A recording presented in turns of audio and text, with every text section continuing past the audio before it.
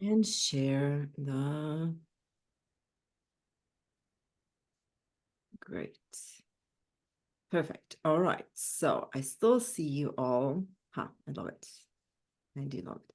Okay, so today's workshop is on building unshakable self-confidence, and it's really about actually creating confidence in your leadership.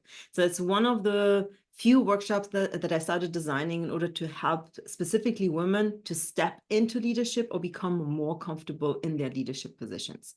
And for today's session, I prepared a few areas that we're going to be focusing on. If you know me, you know that I tend to present too much and bring in too much. So I try to really strip it down to whatever you can use. So we will really start in order with the topic of understanding of what is actually confidence, right? Like we talk quite often about self-esteem and self-love and different areas, but what is actually self-confidence? And I will break it down for you so you will also understand what are the different areas and how can you tackle and build it. Then we will go really practically into how to build confidence. And you will see the three areas that I mapped out in order to build confidence is self-leadership, growth mindset, effective emotionality, and then leadership in itself. So not only just self-leadership and then moving into leadership. On this, I will start with what is confidence? So what do we understand under confidence? And one of the definitions that I found over the years that I really like and that aligns with a lot of the work that I've seen is confidence is not just a feeling, it is a feeling of believing that you can overcome any obstacle that comes your way. That includes also the obstacles, of course, that we don't know yet that are coming our way. So really being able to just step out of your comfort zone and step into the space of unknown. There are four areas that people quite often talk about when they talk about confidence. These are self-esteem, optimism, self-compassion, and self-efficacy. Now, even though sometimes people get confused, this is not confidence. Self-esteem is part of your confidence, as well as optimism, as well as self-compassion and self-efficacy, but each individual one is not what we understand scientifically under confidence. So with that, yeah, those four areas, but one of them is really important because self-efficacy is really a subcategory of confidence. And I will go into that in the next slide a little bit deeper. But what is self-efficacy? So I'm just wanting to define this for you so you understand when we're moving forward exactly what the difference is. So it was introduced by Albert Bandura, and it describes the belief in one's capacity to act in ways necessary to reach specific goals, meaning that you believe that you have what it takes in order to achieve a specific outcome. That is self-efficacy. Now, when we think of confidence, why do we need confidence? And I would love to hear from one of you, like, why do you think that we need actually confidence in our lives?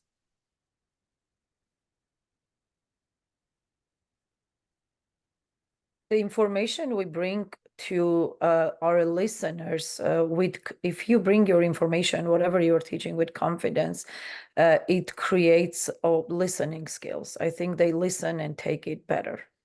Mm-hmm. Any other idea? For me, can you hear me okay? I have a fan on in the background. Yeah. For me, confidence is clarity.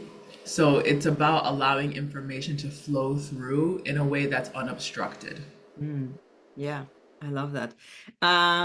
It's really interesting that you're saying it in such a way, because I had the other day, I was kind of meditating and reviewing and just going back into me and thinking, like, what is my personal definition of confidence? And the thought that came to my mind was confidence with intention is actually manifestation. And it was so it was so interesting, because I usually stay on the very scientific side, and I do have the science also of my manifestation. I know exactly what's happening in the brain, But it was so interesting, like to see, I'm like, you know what, like very simply put, like if we have confidence and we put intention to it, what we're doing is actually we are creating our own reality and we are turning our ideas into reality. So that, you know, lines up very, very nicely with what you just said. So of course, you know, confidence, for everyone, there are different reasons why we want it, why we need it, you know, how we need it. But it is also one of the important aspects is to be able to push boundaries, to be comfortable with yourself, to be comfortable with the unknown, to be comfortable with the discomfort, and to be able to step into unfamiliar situations. So what I did over the years is I separated confidence into 4 pillars, which we can then use individually and build and increase in order to build what we then feel and understand as confidence. And so one aspect is, of course, is you need to feel confident. So it's about really having that sensation of, okay, everything is going to be fine if I do that next step. Then the self-efficacy part, right? You know that you have the skills, you know that you have what it takes in order to create something in reality or do something and step outside of your comfort zone. And then you have the ability to be present and have a specific attitude. And with presence and attitude, I think it's an important aspect that we don't often talk about it enough. I started testing something when it comes to attitude, you know, and to see also kind of like, how does it influence my mind? What does it do to me? So with attitude, of course, how do you step into a room? How do you present yourself? How do you speak to other people? What is your body structure? And we know that there's a direct link between how your body, how you're moving your body, how you're holding your body, what your posture is, and what it does to your brain. So we have the typical things like the hero posture, you know, holding up your arms like this for 5 minutes will increase your testosterone, or that it will increase your confidence, but also being able to take space. And I think that that's a concept that for many women is really difficult. Like we come into a room, you know, we stand on the side, we're not quite sure where we should be, how we should behave. But being able to take space means being able to be present. Additionally to that, also presence means you are unshakable in what you're saying and you're not being impacted in a way that is going to be interfering with your thought process. So your body and your mind are equally aligned with one another and are not interfering. And you can call that also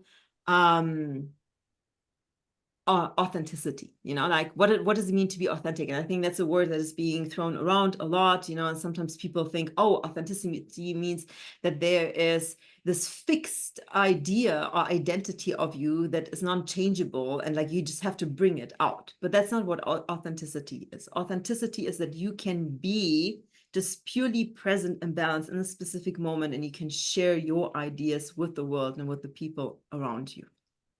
And then, of course, the 4th aspect of confidence is taking actions, taking the steps. So you believe in something, you know that you can do it, and you're sharing your ideas. But if you don't do it, then you're still not confident enough because you're still afraid of taking the risk. So it's really about having a strategy to be able to then take the actions and steps in order to turn those ideas into reality.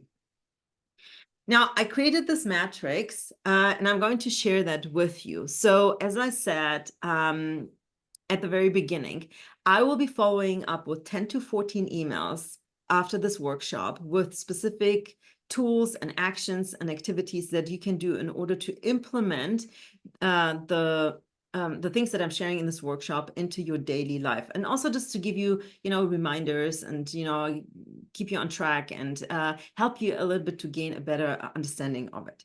But there are those four areas that I was talking about. So it's feeling, self-efficacy, the presence, attitude, and actions. And those 4 areas can be divided into subcategories. With feeling, the mindset and the emotion, so the energy within your body and also what's going on in your mind. How do you feel about what you are thinking? How do you feel about your thought process? So it's really that inner perspective. Then we have the self-esteem. So how do you feel about yourself? Do you love yourself? Do you love your body? You know, do you or do you get up in the morning and you look at yourself and you're like, this is just not who I should be, or this is not how I should look like. So aligning that part with yourself helps you also to increase your self-efficacy. Alignment with your skills. Do you know what you are naturally good at? What is your skill set? What is it that you're bringing into the world? What is it that you're bringing into your company, into the environment, into the network? What are the skills that you have naturally that you can use in order to achieve your goals, but also to help others? Then, of course, the presence and the attitude. So it's with the presence and the attitude, one thing that I've learned with most of my clients is that there are a lot of ideas, there's a lot of sensations, a lot of feelings. There's that general knowledge of like, yes, I can do this, but a lot of people don't know exactly what they want to do. So like, what is your vision for yourself in your life and in your career? So where do you see yourself? And I'm not talking about the next 3 to 5 years, but where do you see yourself when you're 80 or 90? And there's a phenomenal exercise that I will share with you that I love doing with people, but it's really about envisioning yourself being 80, 90, or 100. I know Ella is going to go for 100, 110, I guess. And then looking back at your life and understanding, you know, what are the important parts in your life that you want to talk about when you're older? What is it that you want to share? And then with that, creating really understanding of what is it that you want to achieve for yourself, what's going to make you feel fulfilled. And of course, what is your purpose? You know, what is your purpose in life? What is your purpose within your career? And how does that align? And if you know those two things, it generally helps you to be also present, right? Because you know that what you're doing in this moment is a stepping stone closer towards what you want to achieve. And then you have that fourth section, which might surprise some of you, but it's about taking actions. And taking actions is not only about doing the things that you want to do, but also understanding who is your network, who are the people around you. Do you feel comfortable with the people around you? Do the people around you help you to be on the journey that you want to be? Do they support you in building the skills that you need and support you also in stepping out of your comfort zone? And then there is that aspect of wealth and power. Two concepts that I would say majority of women is just not comfortable either talking about or using or generally, you know, implementing. And so with wealth, there's this interesting research, and I'm going to send that one out in the first email that goes out to you. The more money you earn, the more confident you become. There is a cap to that, but confidence comes with how you're being paid. Now, many people don't know exactly how to ask for more money, price themselves correctly, or negotiate their own salaries correctly. That's the reason why I've put in this aspect of wealth. Now, also, of course, the world that we live in, not that we all agree with the social dynamics and social structures of it. I mean, I could talk about that all day long. I mean, at the end of the day, and there's much to be criticized about it. But with wealth comes also power. And if you want to achieve specific things in your life, you need to also be comfortable with power and be able to use that power. So how comfortable are you with your power? But also wealth does not only have to be the wealth that you have accumulated, it can be also the wealth that you are surrounded by. So if you have a strong network, if you have people that believe in you, these people will also start supporting you and support what you need in order to use your power. So that are those 4 areas. And what I did, because this is a lot, I know, I created, and I'm just putting it out there so you know if you want to take notes or not, but I'm going to be sending you tons of worksheets that you can fill out on your own time if you want to, if you don't. But these specific worksheets are going to be working towards those 8 areas, and you can just, you know, ask yourself questions, create a little bit more awareness and self-awareness on it, and just figure out what is it that is potentially blocking me from really truly being able to stand in the center of my confidence and use it comfortably. Now, so what happens is when those 4 pillars are aligned, we experience confidence. And by that is we are able to just flow easily through our daily tasks, through interactions, through difficult moments, because we know that we have what it takes in order to achieve the things that we want to achieve, but we also know that we have what it takes in order to solve specific problems that are coming our way. One thing that when it comes to confidence and research, what research has found, and I think that's really interesting, and I'm sure many of you have heard about it, men are generally overconfident and women are generally underconfident. And the world that we are living in is a world that quite often rewards overconfidence. So for us, in order to be able to use our power more easily, we need to be able to be confident with confidence, but also be confident with being overconfident. And overconfident does not mean that you are necessarily arrogant. So there are two aspects that are, you know, also very different. And I will go into the aspect of arrogance a little bit. But understand that there are multiple ways of how you can impact yourself in a way that you are simply who you are in every moment that you're stepping into. And that is really, you know, really confidence, not stopping yourself from saying something, not filtering your thoughts, not hiding, but just being there and being confident that even if someone might criticize you or attack you, that you're still going to be fine, that you have the capability of honestly sometimes just ignoring it.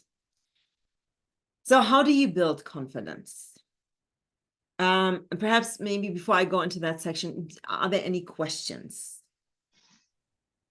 Yeah, Kinga, I have a question, but it's based on a conversation I've had with you previously, and I might be misunderstanding it, but women, it sounds like, or my understanding is, we almost have to over-index on confidence just to show up as confident. In other words, we think we're at a 12 to show up as a 9.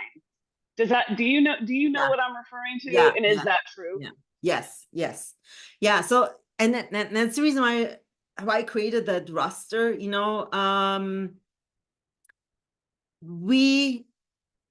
when it comes to confidence, we believe that we are way more confident than we are in reality, which is really interesting because I think it comes back to this whole belief that we are being told to be polite, to be supportive, to be helpful to others. So the moment we start talking about our achievements, or the moment we start being present, actually, you know, it's quite often interlinked together with the feeling of, oh, I'm too much, or this is or not just too much, but I feel like I am, damn it, what's the right English word? Susanne, angeben? Perhaps a little arrogant. Yeah, not just arrogant, but also bragging. You know, feel like we feel too fast, like we are bragging. And there's a really interesting study that came out, and it was done with over 10,000 women in big corporations, and with women that were complaining that they were not receiving the possibilities and the same promotions as other men that started with them.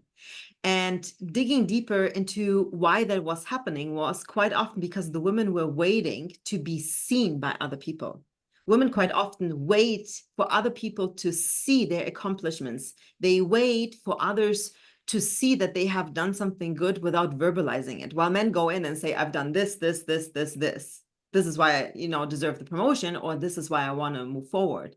And women are really hiding, and they believe, or we believe quite often, that other people should recognize our achievements and skills without us having to point it out, because pointing it out is bragging. In other words, they fail at being their own advocate. Yes. Yeah, absolutely. I feel like this, for me, when I'm hearing this, it makes me think of my astrology, because I look at life through astrology and human design as well. And when it comes to certain parts of my life, I can be very vocal, and I have Mercury in Leo. So like very vocal, very clear, very direct. And then some parts of me have like more of this Cancer. I don't know if anyone else is into astrology, or just like this feeling, this feminine aspect of myself naturally. The magnetic part of myself is like I'm drawing in those people who are meant to understand and see me. And then when I have that intimate circle very close to me, that is when I can open up and really be myself. But it can be intimidating to come into a large space of people and say, see me, because it's like, don't you already see me? Because I've already magnetized the energy. And I feel like as women, we naturally want to remain in our magnetic essence anyway, because it's a natural place for us as feminine beings. So just adding that piece in there. Yeah. Yeah, and I think, you're right on that. We have been also, understanding that equilibrium, right? That balance for ourselves, and that we come with all these different aspects, and there's not just one set of femininity, right? It's like, I find it quite interesting, since we moved to the US and we live like in the mid US, almost like South, but it's not really South. It's like where women have quite often very high-pitched voices, in order to be, understood as more feminine. And that's actually how Ella and I kind of met, because I was listening to her podcast, and her podcast was not a high-pitched voice. And it was so funny. I'm like, oh my God, you're my kind of person, But so it's these aspects. And I think that for us, it's really to also be comfortable with who we are ourselves, right? And that's where we go in actually with this one, because that's where it all starts. It's the self-leadership aspect, right? We have to lead ourselves. Sorry to interrupt. Yes. I have a question too. I Yeah. also have a quick comment. A thought that's come to mind is I've noticed that for myself, when I'm amongst men, I feel more ease at expressing confidence. Like I'm able to really show myself up and talk up a big game and be like, this is what I'm able to do. When I'm amongst women, I feel like women have such an acute awareness of, excuse my language, but a radar for bullshit, that I feel like if I overstep that boundary, there's that sense of like, where's this woman coming in from, So I'm very cautious when it comes to women, because I feel like this confidence talking is, it's, I don't know if it's authentic or if it's I'm talking a big game. So there's something there which I'm not quite sure about, but I thought I'll just bring it to the to the table. I think that's such a good point. I can relate to that totally. Yeah. Susanne. Me too. Yeah. I have a question or a remark, or when you said, and please forgive me if I misunderstood that, but when we were talking about the 4 aspects of confidence, you were talking about, making more money will also give you confidence. Did I understand that right? Okay. Mm-hmm. Now here's the paradox that I have been running into quite frequently over the past year, is that even 7, 8, or 9-figure earners, male or female, do not have the confidence that I would expect from people with that kind of salary. So that's why I'm actually questioning that, because making money is one thing. Okay, like earning, Yes. being Yeah. compensated for the work and the energy that you're putting into the world. How you receive that though, and what you're doing with it, and how you're using it to shape yourself as perhaps a better person in this world, that's up to you. And if you're not doing inner work, then no matter how much money you're making through what kind of deals you're doing, it does not make you more confident. It just gives you the power to do more, but it's your choice whether or not you're using it. Yeah. To do Yeah. Yeah, absolutely. And you remember there are those 8 aspects, right? So it has to fall in line with those 8 aspects. So if you're low on all the other aspects, but you're high just on the money, it's not going to do anything, of course. And there is, I mean, there's also other research that shows that there's kind of like a cap. And I mean, that research is now 20 years old, so we have to adjust it by X amount of numbers. But the golden number in the US was $78,000. So happiness and joy levels do not increase afterwards. I would guess that that number went up to somewhere 110,000, like with adjusting everything. In Europe, I believe it was somewhere about 55 to 60,000 per person. So there is a number specifically, that they were able to find in research that shows, okay, even if you earn more than that, it won't increase your happiness. But to that point, it will, because that's where kind of like the Maslow pyramid comes in, right? You can, like, your basics and all of that. And of course, everything else has to, if we don't know why we are earning this money, because where are we going with it, then it's not going to do anything to your confidence. But to give you a personal perspective on this also, and I've seen it with some other people, right? The last couple of years for me, we were the green card process and blah, blah, blah. And a lot of you know about it. I haven't been able to make money, right? And I've been always a very confident person. And I know how that has been eating up on me, because I've felt undervalued. And I've been talking to other people where it's the same thing. And a lot of the women that I'm currently interviewing for one of the studies that I'm doing, their confidence, like, they are so high in all the different aspects, but they are not receiving the same amount of money as their male counterpart, and it is impacting, right? So it's like, so that money part is not about, oh, let me make the 6 figures or 7 figures or whatever people are talking about. It's more so how you are, of course, aligning to it. So yeah. Okay.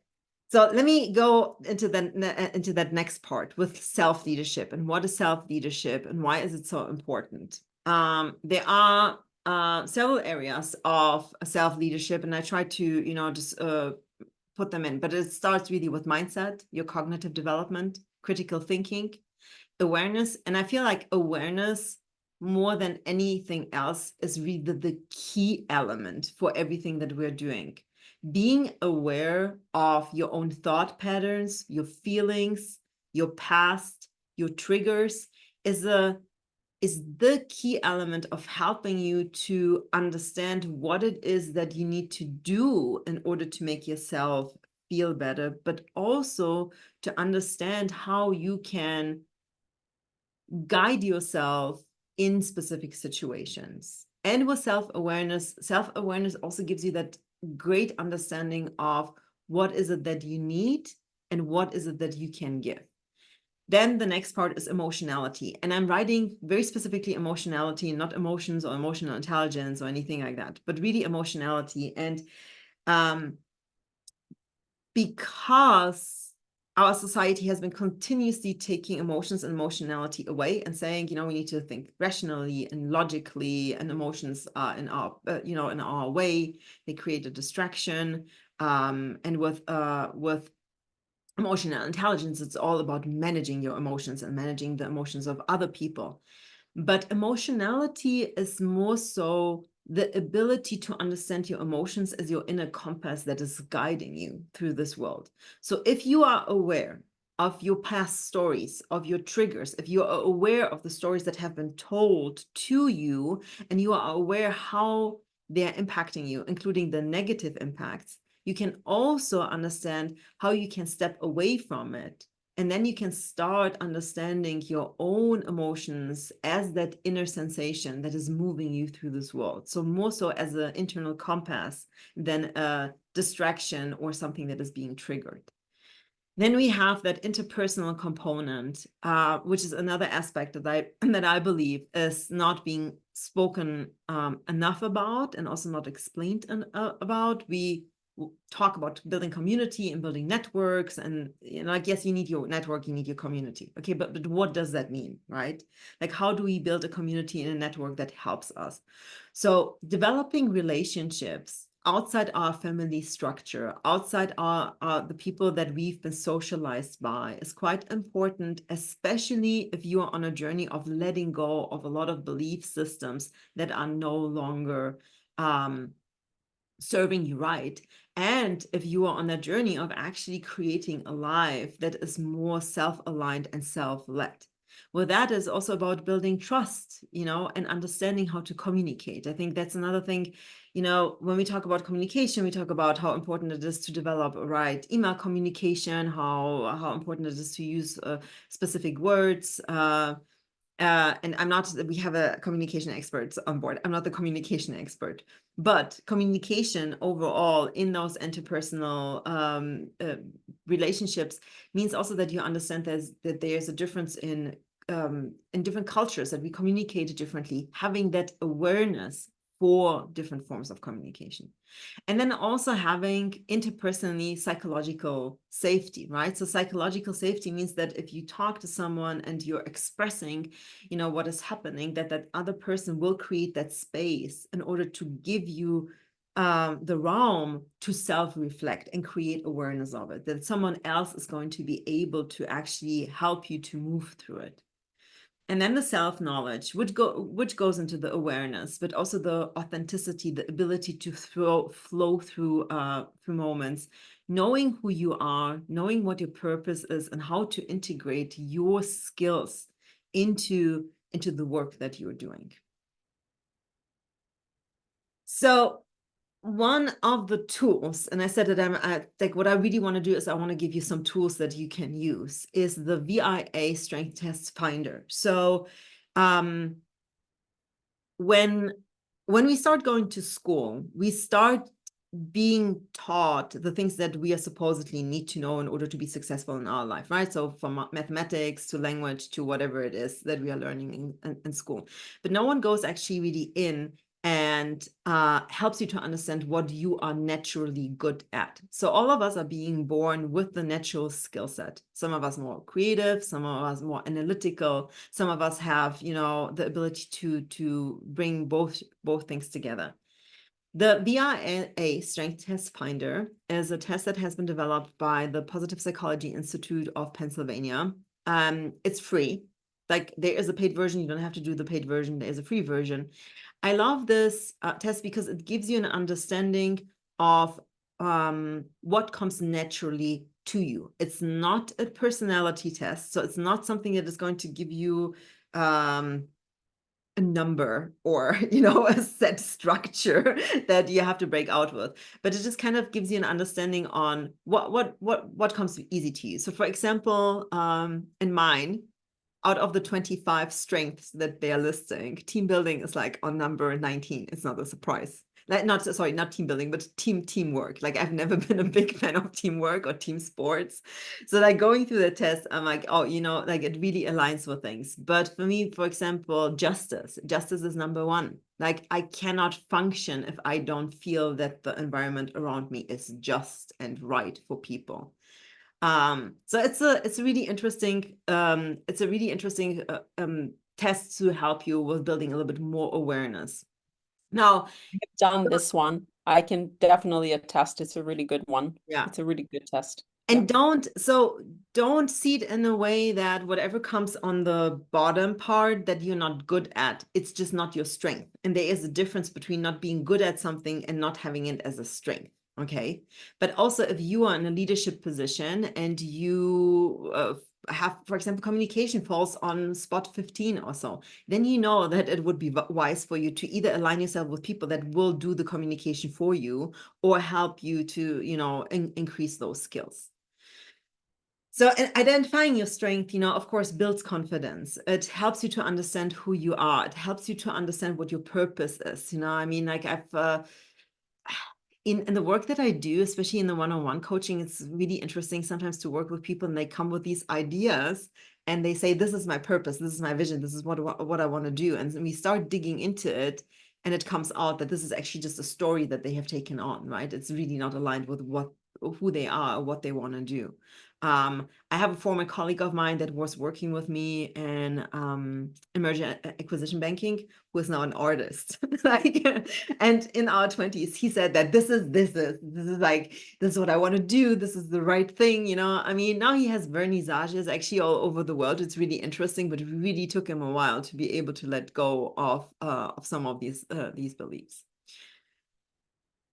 So with this, I think with this part of awareness and understanding what your skills are, I want to introduce the concept with a fixed mindset and a growth mindset. And I want to dive into something that, and I forgot now the terminology for it, but I will bring it up. I will bring it into one of the emails. A fixed mindset is, of course, a mindset full of biases, you know, right and wrong, black and white, you know, like everything is being divided. It is something that we're being actually taught in school, right? And it's like you're going through it systematically. A growth mindset, on the other side, is a mindset really that is a mindset of possibilities, opportunities, you know, seeing mistakes as moments of learning and being able to move a little bit further.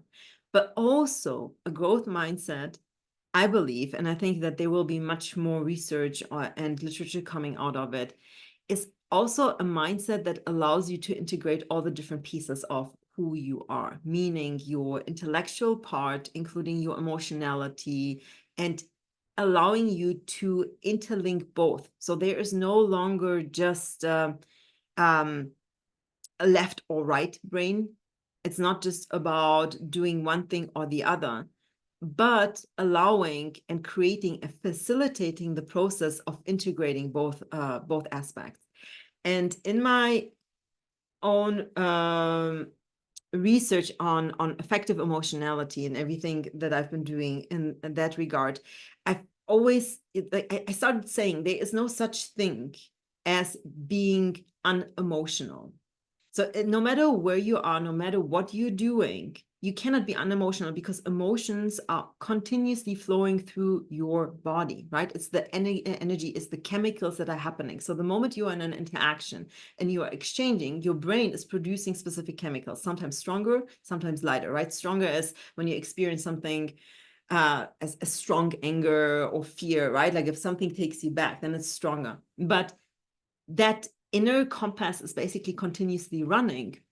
Now, you might not be always aware of it, but if you're not aware of it and you're making decisions and you say that you're making those decisions just based on logic or rationale and you are suppressing that other part of you, you're really not making an integrated and a full decision because those parts hang together. And I found a book, Sensuous Knowledge by Mina Salami. She is, I love her. I love her. Like I wrote her an email and then I had a call with her. It was so interesting because she was talking about specific philosophies that have been done in Nigeria oh my God, I forgot the name of the tribe now. But basically what they were saying is, right from the get-go, if you are just functioning on the one side or the other side, you won't be able to live a fulfilled life. And with that, also, you won't be able to be who you actually are because you are doing either or. So you're not integrating those both aspects. Sorry, can I add something here too? Yeah. That recently I've been bringing into my own experience when it comes to decision making is like the spiritual, the ancestral. It's like, hello, we're here. Don't forget about us, you know, and a lot of that does come through the emotional anyway. We think we're just here on our own as individual beings, and that, like, yes, being connected to other humans is an amazing aspect, but there's so much more information that is here to just like sitting around us, ready to help us with insights through intuition. And yeah, so that's a piece that's been really supportive for me. I'm like, yes, let me not forget that. Let me centralize that as well. Yeah, no, absolutely. And I think that's, you know, it's that is the creativity that comes with the emotionality also, you know, of course, those aspects. Yeah. Yeah, sorry, Chenga. No. I had a moment today where I realized that I struggle not to include deep, meaningful conversations with myself whenever I'm actually now processing the decision. So I will have all these thoughts about, why is this happening? Should I be doing this? No.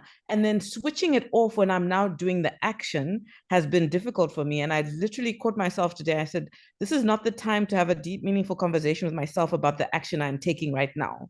Now it is the time to act and just switch that part off and act. So I've noticed that even with work, I'll get this feeling of dread before sending an email or before starting a project or a task. And having that ability to like turn that off and quiet it down, because I'm going to do the work anyway, whether I'm afraid or not, and then feel the feelings later. So I'm trying to see how to catch a balance between feeling and also just engaging and putting the gears in to just start and go. And I'm going that to do kind of another workshop on the whole emotionality part, just because I think that there's much to be said about that. I'm not going to go into that right now, just because I was looking at the time. We need to move a little bit forward. But yes, I do. I will, I promise I will do something on that one. What I'm going to do is I'm going to also provide you with the slides. I think that's going to be a little bit easier, or with a recording of this. So we have on the one side, now that we have the fixed mindset and then the growth mindset. And with the growth mindset, right, we're going also a little bit more into the whole emotionality. And we have that very traditional form of emotional intelligence. What we're doing is we are building for self-awareness, self-management, social awareness, and relationship management.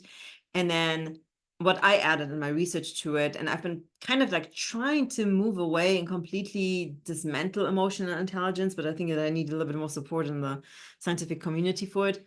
But moving more into that ability of self-recognition. So who am I? Also on a soul basis, So I think that we can do that. So whatever that means, but like that energetic part of you that is moving around, that sense awareness. So I call emotions our seventh sense, because they bring everything together, right? We are first smelling, touching, feeling, hearing everything. And now out of that comes this emotional chemical experience, that brings all of it together. Then with that, actually managing that senses, right? I don't know, I've traveled somewhere in Asia, and I remembered I was in a very closed environment, and I smell everything and it triggers a lot of things in me. And so, understanding also kind of like, how is that all interconnected? Awareness of your space, right? Like, who are the people around you? How do you come in? What energy do you bring in? And then we've been all in rooms where someone stepped in and the entire mood just changed, right? And everyone was just in a bad mood and didn't want to say anything, didn't want to share anything. And we've been also in the opposite scenarios where someone comes in and everyone is just like, oh my God, like, look what happened. There is this energetic part that we are living with, and no one really wants to talk about it, but it is there. And then how are we creating those spaces? So with that, if we are aware of that and we are fostering a growth mindset, I believe that we are standing actually in our emotional genius zone. So with that, because we are fostering compassion, right? We are understanding other people. We are creating a space for other people. We are now being able to be fully present, and with that also confident. We are building community, and we understand that there is no I without us. Like, we are all existing in interactions. Like, me having just conversations without myself, without anyone else involved, is really meaningless. It's not going to stay here if no one is actually present to witness it, right? It's also not something that is truly happening if no one is witnessing it. And it's not from a perspective of the individual person should be wanting to receive feedback from others, but it is just something that is happening automatically. And with being able to be present, including your emotional presence, you are creating clarity for yourself. You understand where you're moving, which helps you to build a growth mindset. So the last aspect of this, of self-leadership and with creating that understanding of where you're going and what you're doing. As I brought in the concept of the golden circle, Simon Sinek, presented it in one of his books, which is really basically just an alteration of the mission, vision, value system, right? Just in a different presentation. But like, why? Why is it that you feel compelled to do what you're doing? Like, understand this. Like, I know, I got myself into trouble in several work environments because I would speak up for other people when I knew that they were earning less than someone else. And I knew that they didn't want to negotiate, and I would start negotiating on behalf of them. And like, understanding, like, why am I doing this? I know why I'm doing this. So when you know why you're doing it, even when people criticize you for it, it's not going to affect you in a negative way, because you know who you are, and you know also what your truth is and how to stand in it. So how are you doing it, right? Like, what are your actions? How are you presenting yourself? What is it that you are doing? What is the skill? How is the skill set that you're bringing into the world? And then exactly what you're doing. So that is just to give you kind of like some, parameters on how to help you kind of create a little bit more clarity in what it is that you want to do, which goes back apart into that entire confidence circle. So confidence equals security, equals positive emotions, equals better performance. That is, from Tony Schwartz. And it helps you to connect on a subconscious level with every human being that you also meet, and helps you to overcome self-doubt, which starts honestly by assessing your abilities. So that are just really things, like as a summary with everything that we just spoke about. Now, the last aspect, as I promised you, is to walk you through becoming a confident leader, right? How to step into leadership positions. What is it that you need in order to be the person that you want to be when you're leading? So there's one definition that I found from Susan Jeffers. Unfortunately, she passed away about 15 years ago. She was the woman that wrote the book, Feel the Fear and Do It Anyway, a term that has been taken over by so many men without ever referencing her. It drives me crazy because she wrote it in 1972, and she was doing all this research on fear and demonstrates what kind of different fears are there. There's a whole other workshop on it, but really brilliant. And she wrote, there are leaders and there are those who lead. Leaders hold a position of power or influence. Those who lead inspire us. And I want to add actually something to it, what a lot of people don't necessarily talk about. There's also a difference between a leader and a manager. Managers are the ones that are managing people, telling them what to do. Leaders are the ones that believe in the power of others. So when you know who you are, what your skills are, what you're good at, what you're not so good at, who to align yourself with, you know how to build then the right team, network, community, whatever terminology you want to use for it, but you know how to align yourself with the right people, meaning you also know how to help them become their best self. You know now how to help those people be able to do the same thing that you did for yourself. So it starts all with leading yourself so you can lead others. So what are the different characteristics of a leader? We always go into a leader needs to know how to speak up, how to be present, but there are so many more. A leader needs to be empathetic, needs to have confidence, needs to be able to be accountable for, right? Needs to be able to say, I made a mistake. Like, I think that's one of the most powerful things, when someone that is in a leadership position is able to stand in the room and say, I made a mistake. Like, this is not someone else, but I wasn't there. I wasn't there for my team. I wasn't overlooking, being able to hold accountability. Communication, being able to clearly communicate, being able to also understand that different people communicate in a different way.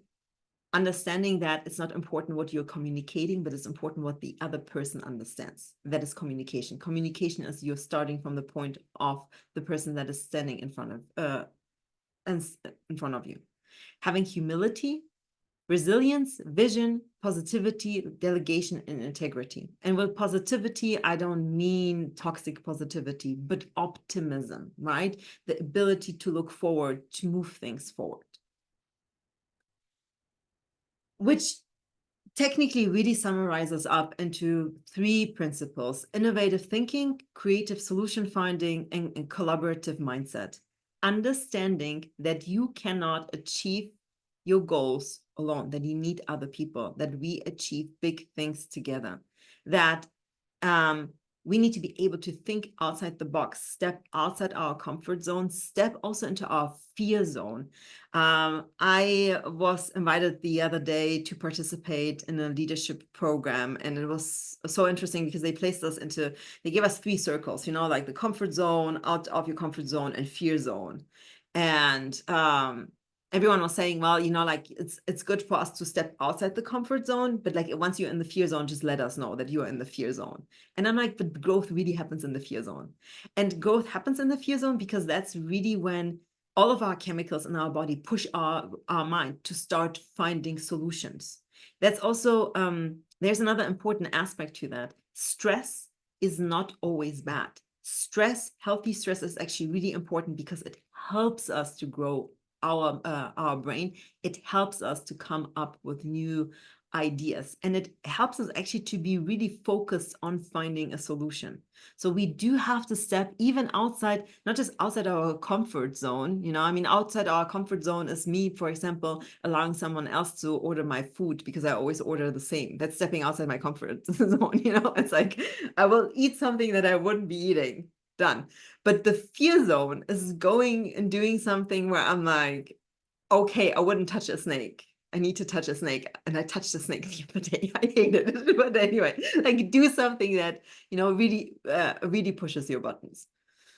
So with this, we have now the growth mindset, which is also a positive mindset, and you have this innovative thinking, you have that ability to work collaboratively. What does it do? It creates confident leadership, and confident leadership is really effective leadership.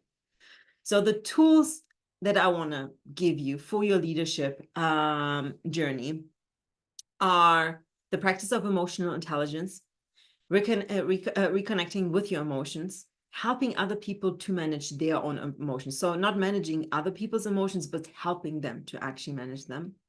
Trusting yourself and others. And that is something that I find really interesting because when you start working with people, or when you work with people, trust isn't something that is there, right? Trust is being built over time, but we can practice being more calm about trusting other people, even though we don't know them, trusting them that they will do the best that they can, recognizing your natural skills, acknowledging your accomplishments.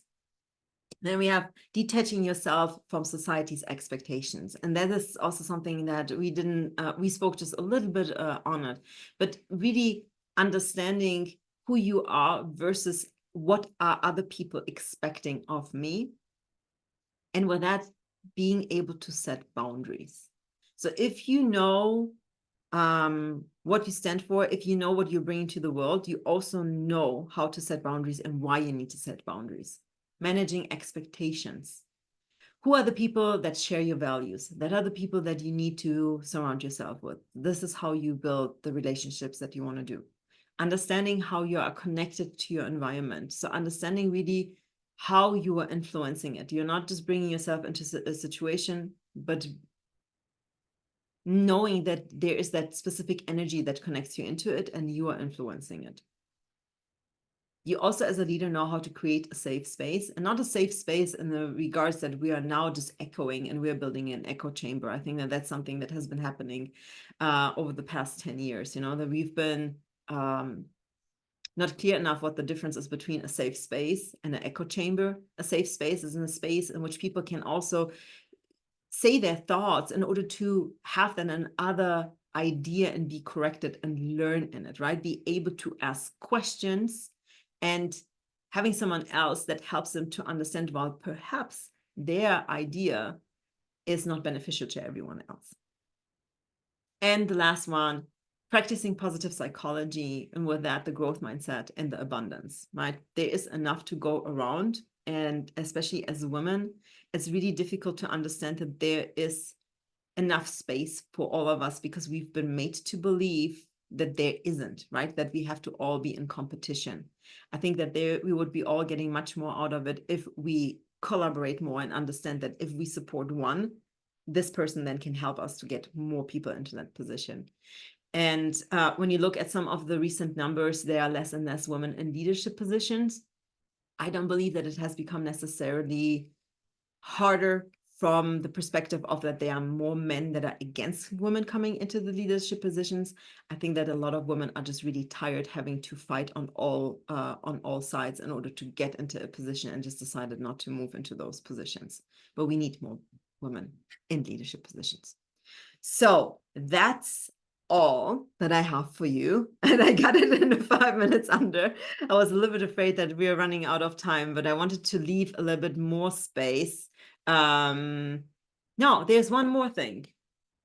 But I said it basically, because if all of this is aligned, if you are confident, if you lead yourself directly, and you understand how to lead others, what you're doing is you're really creating impact. And I think that's one of the most important aspects for us as women. If we don't create impact, we often don't feel motivated or inspired to actually do something. So yeah. Comments, questions, ideas. Thank you for being here. Kinga, those models are so good. In the emails that you're going to send, will we be able to revisit some of those models? Yeah. They're really good. Yeah, Okay. I will be, yes, let me turn this off so I can see you full. Yes, I will be, I will be putting also the graphics together. As you know, I love graphics and I love just visualizing it. I think it helps me to also make sure that I'm following the red thread. But yes, I will be adding that. I am hoping to send out the first email today, but be a little bit patient with me. I don't know exactly if I will be sending them out chronologically one day after the next. I am flying to South Africa on Monday evening, and I will be very busy on holiday. So that's I'm jealous. yeah. But I'm preparing a couple of them so upfront, and I will just put them into my flow desk or flow, whatever, my marketing tool, just to kind of like put it out to you with the exercises. What I'm going to do, definitely, I'm going to send you the first chart, and I'm going to send you the first worksheets, so you have that, and I will attach the PowerPoint presentation, so you can also go through it if you want to. But yeah, thanks so much for being here patiently, because I'm adjusting it and I'm trying to like figure out, like what is the best way to make it a little bit more effective. Yeah. So any questions? Chingatai, what were you, can you repeat again what you were saying? Because I cut you off and we do have 2 more minutes. So I think that we could maybe, dive a little bit into that. Oh, well, I think you covered it. That the zone where you engage your emotionality, but you're also aware that emotions are passing things, and you have to figure out what action you're trying to take. So sometimes my emotionality gets in the way of me actually taking action, because I know I'm doing the right thing. I know why I'm doing it. I've thought very carefully about it. I've had weighed all the pros and cons, but for some reason, whilst I'm in the action phase, I'm still having this deep conversation with myself about why I'm doing what I'm doing. And I have to figure out how to quiet that voice so that it's just action time and it's go and we get things done. And if I may, just on the emotions, just as a quick recap. Yeah, that's the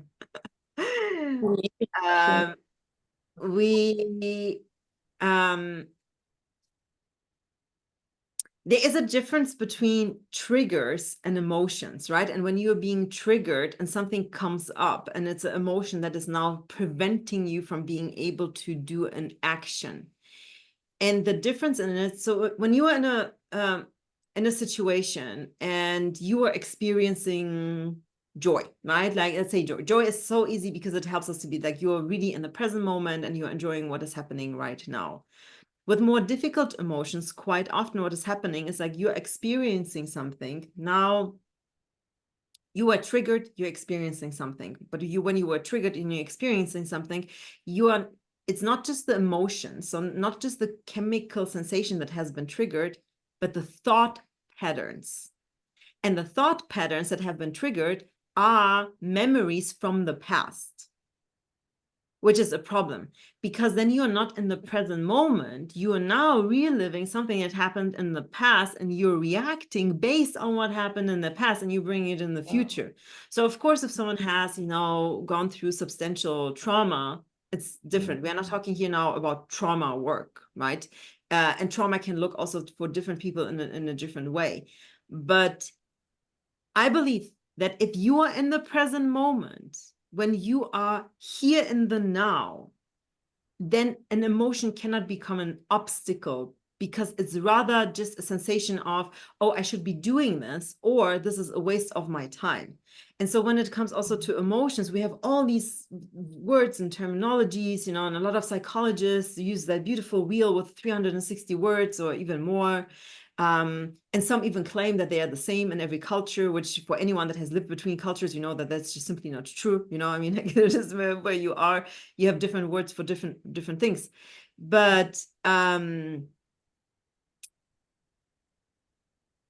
sorry, I mean, so what is important, if you're in that moment, you understand if that sensation is lifting you up or if it's bringing you down. And if it's lifting you up, you're enjoying it, it's moving you forward. If it's bringing you down, you know that something is in the process of disintegrating you. So something has broken into you boundaries, into the sensation of, this is not right, this is not how I want to do something. And so it's the question of what boundary do I have to set in this moment to help me move forward. That's all that it is. I don't think that there's much more to understanding all that, those inner sensations, and actually if it's uplifting or downlifting to you, or positive or negative, whatever terminology again someone wants to use for it. It's not important to be able to color it with the 500 different words. I mean, like when we came to the US and we moved to Kentucky, I started seeing a psychologist, which I stopped because we were clearly not speaking the same language. Like he was consistently trying to put in some words into my mouth. I'm like, this is not what I'm feeling. Things. So it's not important. It's just understanding, like, what is that internal compass telling you? Yeah. And how to calibrate Thank that, you right? so I much. think that we need to calibrate that.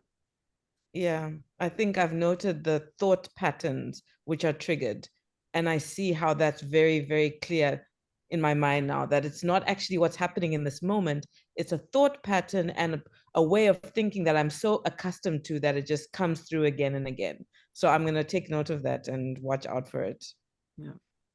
Yeah, thank you. Anything else? Any other questions? I mean, you can also reach me via email, right? Or WhatsApp if something really comes up and you say, hey, this kind of like didn't make sense. And also remember, like what I'm doing is I'm fusing different theories and aspects and things that I learned, through my work, and none of it is set in stone, right? So it's like always when people like present something and like this is the truth. It's not, because we continuously learn, we continuously, widen our view of things. And I have to really say, just again, the book Sensuous Knowledge, it really, like, I read it I think like 4 or 5 times now. And I think that Nina was at the beginning thinking that I was stalking her, because I was like, oh my God, this is making so much sense. Like she's, beautifully, like really weaving in the parts of spirituality from ancient traditions together with what we know, and letting out the things that I know for myself, at least, have always felt off. And people were telling me, this is how it is. And like, this just doesn't feel right. And she puts it so beautifully into perspective. And so, yeah. So it's, again, really, really big recommendation to read it. That's What's it called? Sensuous Knowledge. I will send it to you, Evie. I will send you a photo of it. Yeah. Oh. Yeah, I just wrote an article. I will send it also to you, where I'm integrating actually her theory with my effective emotionality research, because it lines up so beautifully. So, yeah. All right, everyone. Well, then thank you so much for joining in today. I'm going to send out the one email with the worksheets, and I'm going to add onto it a Google questionnaire where I just ask you to just give me a little bit of feedback so I can just adjust certain parts. I think what I've learned so far is I should have brought in a little bit more time for, I think everyone wants to have the conversation. So, which I love. So I think we need to have more space for conversation. And I will be reconnecting with all of you anyway in different surroundings. So yeah, I'm looking forward to it. Thank you. Thanks, Kinga. Looking Thank forward to those you. emails. Thank you. Bye, girls. Take care, Thank everyone. Bye. you. Nice meeting everyone. Thank You you. too. That was great. Bye. Thank you. Bye.